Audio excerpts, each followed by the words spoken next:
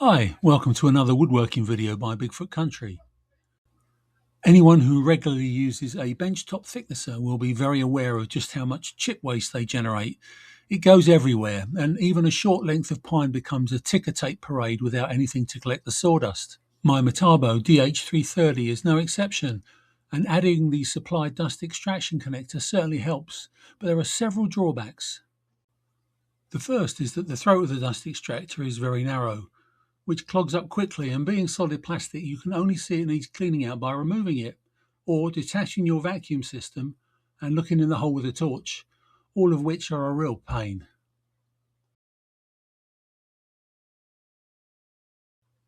Certainly you can use a dedicated chip extractor, but not everyone has access to such a device, and used in conjunction with my thicknesser, it tends to blow the fuse box fuse, so I rely on a basic shop vac instead.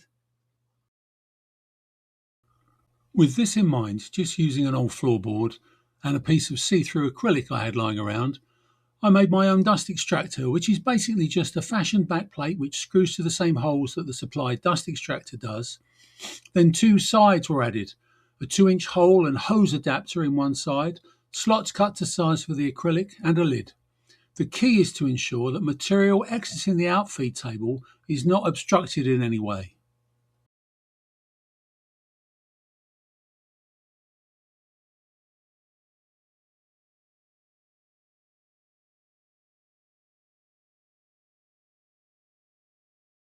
My extractor provides three major advantages over the supplied one. The first is that there's more volume in the one I've made, so it clogs far less frequently. Secondly, the front is transparent, so you can see exactly what's going on inside. Lastly, and most importantly, there's no need to remove it to clear it out. The lid just comes off and the vacuum goes in, the lid goes back on.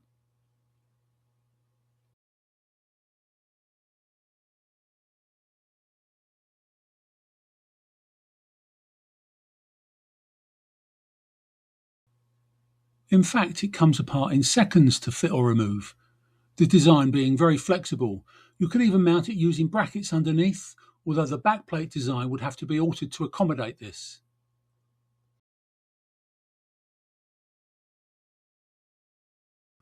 I would be very interested to see any comments below or any uploaded examples of others that have been made.